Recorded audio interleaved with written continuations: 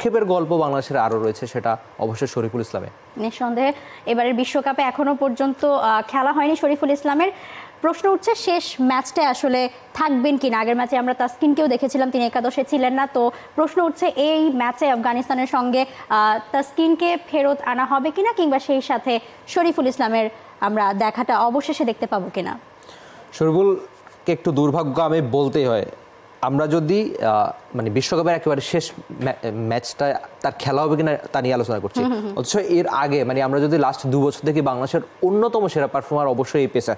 এমনকি 2023 সাল মানে আগের বছরটায় 3 ফরম্যাট মিলিয়ে এই 23 বছর বয়সী বোলার 28টা ম্যাচে উইকেট নিয়েছেন 52, তার গড় 21.42 আর ইকোনমি মাত্র 5, স্ট্রাইক রেট 25, মানে প্রায় প্রতিটা উইকেটের জন্য মাত্র 25টা বল লেগেছে। ক্রিকেটের 3 ফরম্যাট মিলিয়ে তার ওই যে উচ্চতা বেশি 6 ফুট 3 ইঞ্চির মতো তার উচ্চতা কাজে লাগিয়ে ভালো বোলিংটা করা সাম্প্রতিক সময় বাংলাদেশের সেরা পেসার। কিন্তু একটা প্রস্তুতি ম্যাচ মানে বিশ্বকাপের শেষ প্রস্তুতি ম্যাচ, নিজের শেষ ওভারটা ঠিক সম্ভবত একটা বল আগে ওই বলটা ঠেকাতে গিয়ে ইনজুরিতে পড়েন। তারপর থেকে বিশ্বকাপের একটা ম্যাচ এখন পর্যন্ত খেলা হয়নি। চলছে প্রেডিকশন গেম নগদ অ্যাপে। প্রেডিকশন করে জিতুন জিক্সার বাই টিভি, স্মার্টফোন সহ আরো অনেক পুরস্কার। শুরুতে ইনজুরি দুর্ভাগ্য, তারপর শেষে তো তার জায়গায় তানজিম সাকিব খেলানো হলো। তানজিম সাকিব খুব ভালো করলেন। তবে নানান প্রশ্ন হচ্ছে যে আগের ম্যাচটায় কেন তাকে খেলানো হলো না, কিংবা আফগানিস্তানের সঙ্গে যদি তিনি না খেলেন, সেরা একাদশে না থাকেন, বিশ্বকাপে একটা ম্যাচও তার খেলা হবে না। এটা অবশ্যই শরীফুলের জন্য দুর্ভাগ্য। 2024 বিশ্বকাপে এখনো পর্যন্ত তার মুখটা বাংলাদেশের দর্শক দেখতে পারেনি।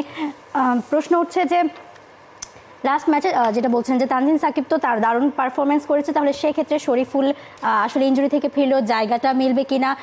তবে লাস্ট ম্যাচে যেহেতু আমরা একটু দেখেছি এদিক সেদিক করা হয়েছে, তাসকিনকে বসানো হয়েছে, এই ম্যাচে আপনার কি মনে হয় মুস্তাফিজকে বসিয়ে রেখে শরীফুল ইসলামের সম্ভাবনা কতটুকু? না, মুস্তাফিজ আগের ম্যাচটা একটু খরুচে ছিলেন বটে, কিন্তু আমার মনে হচ্ছে যে তাকে আরেকটা সুযোগ দেওয়া হবে, অন্তত লাস্ট ম্যাচটা তাকে বসাবে না। তবে এক্ষেত্রে একজন ব্যাটার কমিয়ে, যেহেতু আগের দিন আমরা প্রায় 9 জন মানে রিশাদের ব্যাটিংটা যদি আমরা ধরি, তাহলে 9 জন আমরা সেখানে একজন বোলারকে আমরা কম খেলেছি।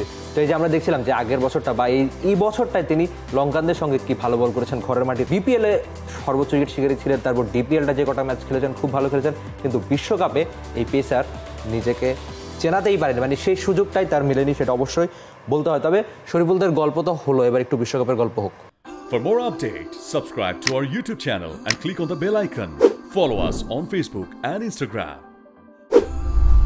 Download T-Sports app to enjoy exciting games and highlights. Visit tsports.com.